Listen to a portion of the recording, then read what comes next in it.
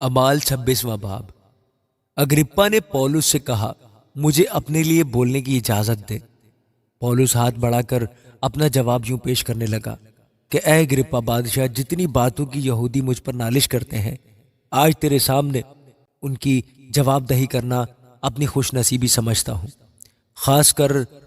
इसलिए कि तू यहूदियों की सब रस्मों और मसलों से वाकिफ है। बस मैं मिन्नत करता हूँ कि तहम्मुल से मेरी सुन ले।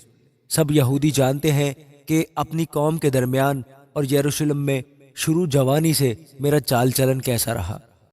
चूंकि वो शुरू से मुझे जानते हैं, अगर चाहें तो गवाह हो सकते हैं कि मैं फरीसी होकर अपने दीन के सबसे ज्यादा पाबंद मजहब फिरका की तरह जिंदगी गुजारता था, और अब उस वादा की उम्मीद के सबब से मुझ पर मुकदमा हो रहा है जो खुदा ने हमारे बाप दादा से किया था। उसी वादा का पूरा होने की उम्मीद पर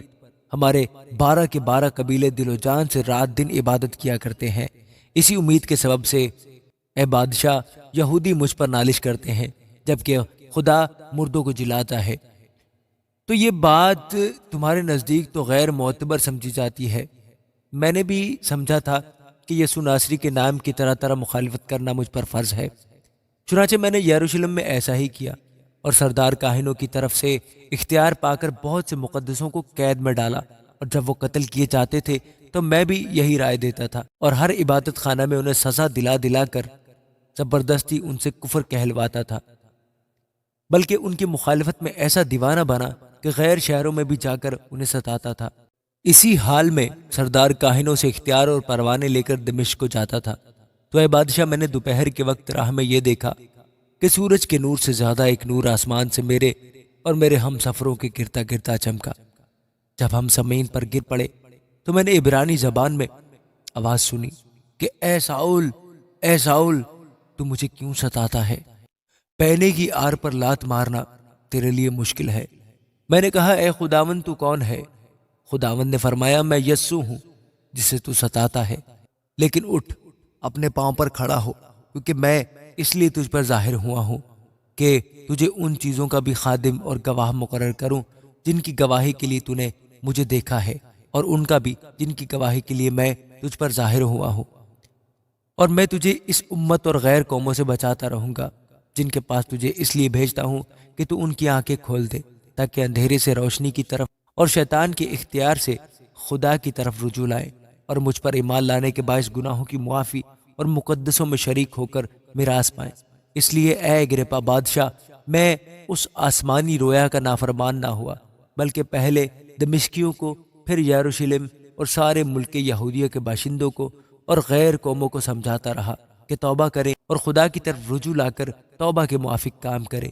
इन्हीं बातों के सबब से यहूदियों ने मुझे हैकल में पकड़कर मार डालने की कोशिश की, लेकिन खुदा की मदद से मैं आज तक कायम हूँ और छोटे बड़े के सामने गवाही देता हूँ, और उन बातों के सिवा कुछ नहीं कहता जिनकी पेशगोई नबियों और मूसा ने भी की है कि मसीह को दुख उठाना जरूर है, और सबसे पहले वही मुर्दों में से जिंदा होकर इस उम्मत को और गैर कौमों को भी नूर का इश्तिहार देगा। जब वो इस तरह जवाबदही कर रहा था तो फेस्तुस ने बड़ी आवाज से कहा, ए पौलुस, तू दीवाना है, बहुत इल्म ने तुझे दीवाना कर दिया है। पौलुस ने कहा, ए फेस्तुस बहादुर, मैं दीवाना नहीं बल्कि सच्चाई और होशियारी की बातें कहता हूँ। चुनाचे बादशाह, जिससे मैं दलेराना कलाम करता हूँ, ये बातें जानता है, और मुझे यकीन है कि इन बातों में से कोई उससे छुपी नहीं, क्योंकि ये माजरा कहीं कोने में नहीं हुआ। ए अग्रिप्पा बादशाह, क्या तू नबियों का यकीन करता है?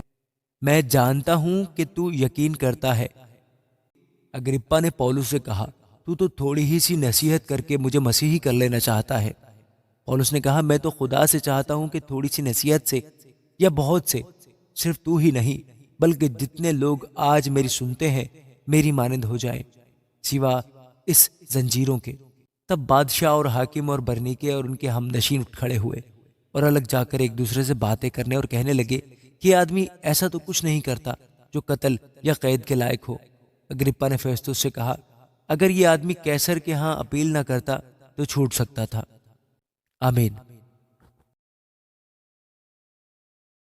अमाल 27वां बाब। जब जहाज पर इतालिया को हमारा जाना ठहर गया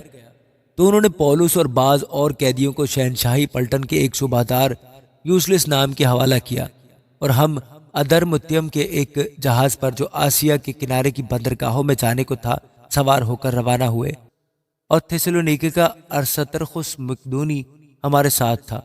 دوسرے دن سیدا میں جہاز ٹھہرا اور یولیوس نے پولس پر مہربانی کر کے دوستوں کے پاس جانے کی اجازت دی تاکہ اس کی خاطرداری ہو۔ وہاں سے ہم روانہ ہوئے اور کپرس کی آڑ میں ہو کر چلے، اس لیے کہ ہوا مخالف تھی۔ پھر ہم کلکیا اور پمفیلیا کے سمندر سے گزر کر لوکیا کے شہر مورا میں آئے۔ وہاں صوبہ دار کو اسکندریہ کا ایک جہاز اطالیہ جاتا ہوا ملا، بس ہم کو اس میں بٹھا دیا اور ہم بہت دنوں تک آہستہ آہستہ چل کر جب مشکل سے کیندوس کے پاس پہنچے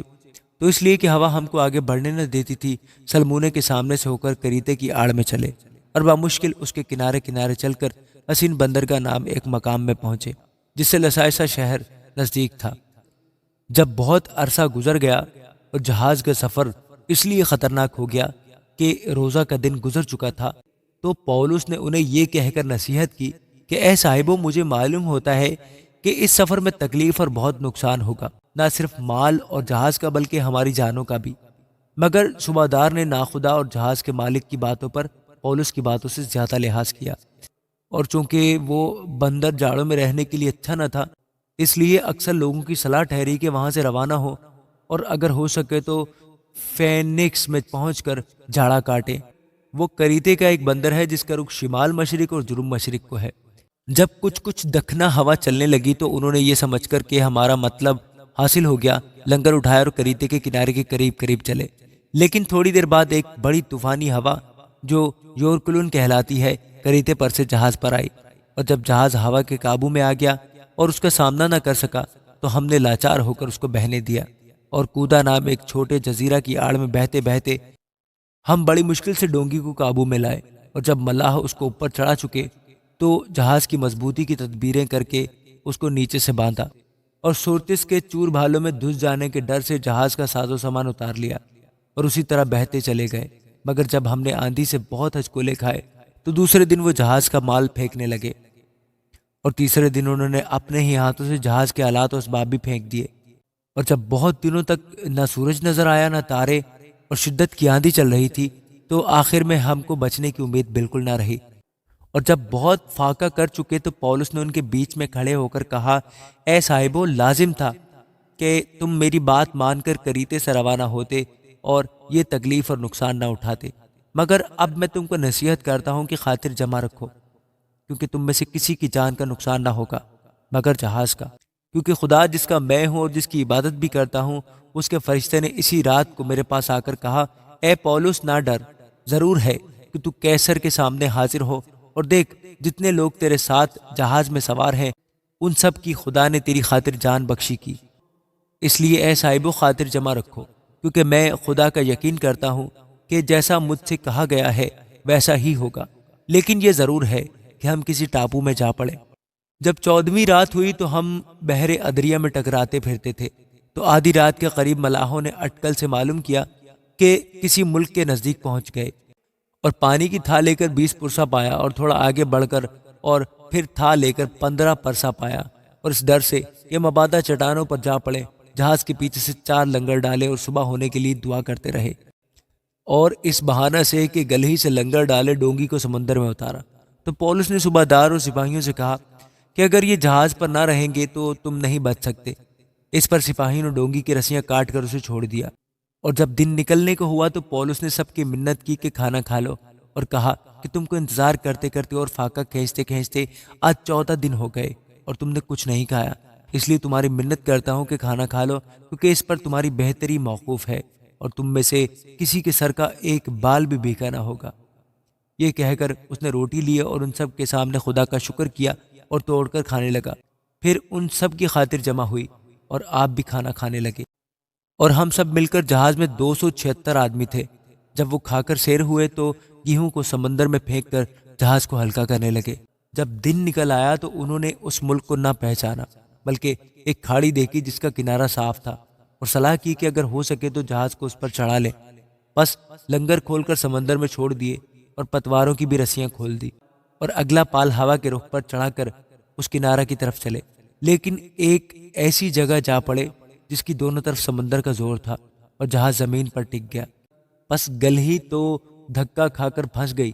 مگر دمبالا لہروں کی زور سے ٹوٹنے لگا۔ بس سپاہیوں کی یہ صلاح تھی کہ قیدیوں کو مار ڈالے، کہ ایسا نہ ہو کہ کوئی تیر کر بھاگ جائے، لیکن صوبہ دار نے پولس کو بچانے کی غرض سے ان کو اس ارادہ سے باز رکھا اور حکم دیا کہ جو تیر سکتے ہیں پہلے کود کر کنارے پر چلے جائیں اور باقی لوگ بعض تختوں پر اور بعض جہاز کی اور چیزوں کے سہارے سے چلے جائیں۔ اسی طرح سب کے سب خشکی پر سلامت پہنچ گئے۔ آمین۔